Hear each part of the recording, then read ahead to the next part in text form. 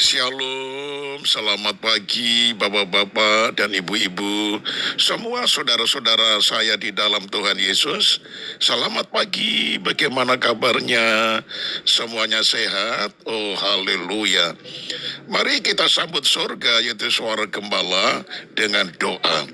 Tuhan Yesus, semalaman telah berlalu kami tidur dengan nyenyak. Pagi ini kami boleh bangun dalam keadaan tubuh yang sehat. Semuanya karena anugerah dan kasih karunia Tuhan. Itu sebabnya kami penuh syukur dan memulai aktivitas kami di sepanjang hari ini. Kami mau membuka telinga dan hati kami untuk mendengar firman. Bersabdalah kepada kami ya Tuhan, dalam nama Tuhan Yesus, haleluya, amin. Saudaraku, tema di saat pagi hari ini yaitu dongeng isapan jempol. Terambil dari 2 Petrus pasal yang pertama ayat 16 yang berbunyi demikian.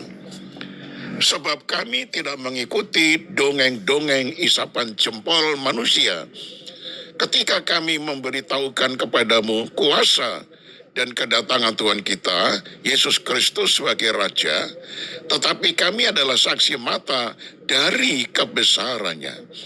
Nah saudara, menurut Kamus Besar Bahasa Indonesia, kata dongeng memiliki arti cerita yang tidak benar-benar terjadi, terutama tentang kejadian zaman dulu yang aneh-aneh, atau di dalam perkataan lain, berita yang sensasional saja, artinya tidak ada kebenarannya. Nah saudara-saudara, termasuk berita yang bukan-bukan atau berita yang memang tidak benar. Saudara, tetapi justru dongeng inilah yang sedang dicari-cari orang di zaman sekarang ini. Tidak terkecuali orang Kristen juga suka dongeng. Nah saudara, 2 Timotius 4 ayat 4 berkata, mereka akan memalingkan telinganya dari kebenaran dan membukanya bagi dongeng. Mereka seringkali lebih menyukai khotbah ringan yang menina-bobokkan, khotbah yang bisa membuat tertawa lepas, khotbah yang menghibur, khotbah yang lucu-lucu dan sebagainya. Saudara, tanpa disadari, gereja bukan lagi menjadi tempat untuk sungguh-sungguh mencari Tuhan dan kebenarannya, di mana orang beribadah di dalam roh dan kebenaran, tetapi tempat mencari hiburan penghilang kepenatan. Akhirnya, gereja pun dipenuhi dengan orang-orang yang menjalankan peran seperti tokoh-tokoh dalam dongeng, penuh kepura-puraan dan kepalsuan. Para pelayan Tuhan pun sangat menjalankan tugas pelayanannya, berlaku seperti orang yang memerankan tokoh pada sandiwara atau sinetron, menjalankan karakter yang berbeda dari aslinya, berlaku seperti malaikat, dengan tutur kata yang sopan dan tampak rohani.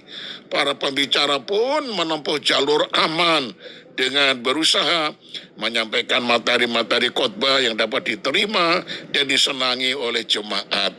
Banyak orang tidak suka dengan firman Tuhan yang keras, yang berisikan teguran dan berisikan untuk bertobat, karena dianggap menghalangi untuk kenikmatan kesenangan daging. Nah saudara, ini adalah jebakan iblis. Padahal teguran keras firman Tuhan bertujuan membangunkan kita dari tidur rohani, mengingatkan kita akan akibat dosa. Ibrani 5 ayat 13 dan 14 berbunyi begini, sebab barang siapa masih memerlukan susu, ia tidak memahami ajaran tentang kebenaran, sebab ia adalah anak-anak kecil. Tetapi makanan keras adalah untuk orang-orang dewasa, yang karena mempunyai panca indera yang terlatih untuk membedakan yang baik daripada yang jahat. Nah saudara, jadi bagaimana dirimu secara pribadi? Apakah termasuk orang Kristen pada umumnya? Waduh, kalau pengkhotbahnya itu bisa lucu, bisa guyon, Wah, tertawa terbahak-bahak. Ah, itu dia. Itu idola saya harus datang ke gereja. Tetapi kok pendetanya suka menyuruh bertobat dan sebagainya, menengking akan setiap perbuatan yang tidak baik. Waduh, jangan dah. Mendingan besok minggu aja saya ikut kebaktian. Pas kebetulan pendeta tamunya orang yang bisa ngelucu. Nah, saudaraku, bertobatlah dari hal yang demikian. Karena ibadah kita adalah ibadah menghadap Tuhan yang adalah kudus adanya.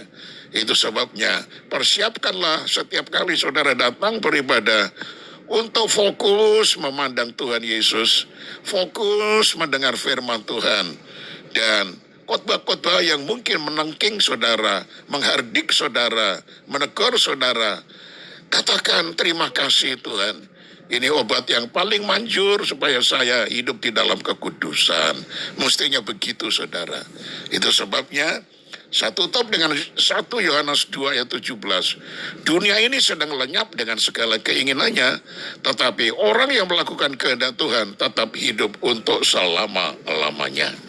Amin. Puji Tuhan, kita satu di dalam doa. Tuhan, ampuni kami.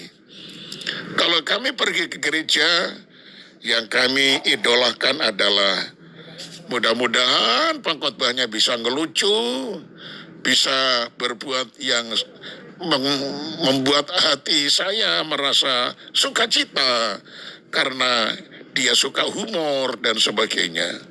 Ampunilah kami Tuhan. Sedangkan apabila pendeta itu khotbahnya keras, kami tidak suka. Ampunilah kami Tuhan.